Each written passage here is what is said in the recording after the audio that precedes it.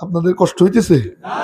আর একটা কথা মনে পড়ে গেল, জামিয়া আরাবিয়া দারুল কোরআন কওমি মাদ্রাসা গোলাবাড়ি। এই মাদ্রাসায় আব্দুল মান্নান ভাই আমার মনে হয় জীবন জৈবন সব এখানেই কাটায় দিবে, এবং তার সহযোগী যারা আছেন তারাও তো এই মাদ্রাসার পিছনে জীবন জৈবন কাটায় দিবেন নাকি? কন জমিও নাকি শুনলাম মেলা দিছে। জমি দেওয়া খুব কঠিন ব্যাপার, পয়সা দেওয়া যায়, জমি দেওয়া যায় না। হ্যাঁ, জমি দেওয়া খুব কঠিন। আমার কথা বুঝেন নাই? বুইদারে যদি কন যে 20,000 টাকা দাও, দিয়ে দিবে।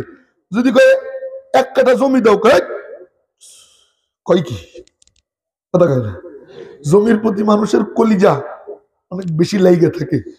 এই কাম আপনারা করছেন প্রায় 10 বিঘা না, 10 বিঘা জমি দিছেন। সুবহানাল্লাহ, সুবহানাল্লাহ।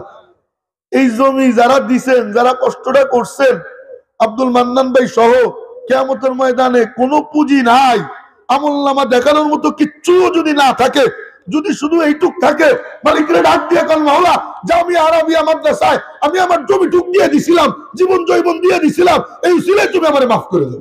এই জামিয়া আরাবিয়া দারুল কোরআন কওমি মাদ্রাসার 11টা ছাত্রী ফারাগাতের খতমে বুখারীর অনুষ্ঠানে যোগ দিবে, অর্থাৎ এখান থেকে মাওলানা হইল। এই 11টা ছাত্রী যদি জান্নাতে যায়, আপনাকে এই গোলাবাড়ি পুরো এলাকারে থুয়ে যাবে না জান্নাতে নিয়ে যাবে? আরে কথা কয় না। আপনারা কি বুঝতেছেন আমার কথা? 2 নম্বর কথা, মাদ্রাসার সাথে সম্পর্ক রাখবো, শত্রুতা পোষণ করা যাবে। চারাগারাক ইজ্জত বর ফিরুজাত কসে কষ্টম দগরগাহে দরুজাত।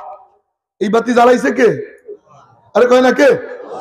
ওই যে আল্লাহ নবীজির রূহে মুকদ্দাসের সামনে নিয়া সমস্ত বিদ্যা যে শিখাইছে, তখনই বলে দিছে মাহবুব জায়গায় আমার কোরআনের শিক্ষা হবে, আপনার ঘর হবে। সুবহানাল্লাহ, সুবহানাল্লাহ।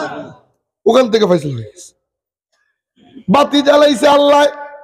তো যেই শের পড়লাম, এই শেরের মধ্যে শেখ সাদি রহমতুল্লাহ আলাইহি কয়, যেই বাতি আল্লাহ জ্বালায়, এটারে যদি কেউ ফু দিয়ে নিভাইতে চায়, তার মুখ পুড়ে যায়, বাতি কোনোদিনও নিভে। আপনারা কি বুঝছেন আমার কথা? আরে কথা কয় না, বুঝতেছেন আমার কথা? ছাগল যদি পাহাড়ের কাছে যায়, কয় গুতে ভেঙে ফেলবো পাহাড়, বিসমিল্লাহ কয়ে গুতানো শুরু করে, পাহাড় ভাঙবে না কপাল ফাটবে? আপনারা কি বুঝতে আছেন আমার কথা?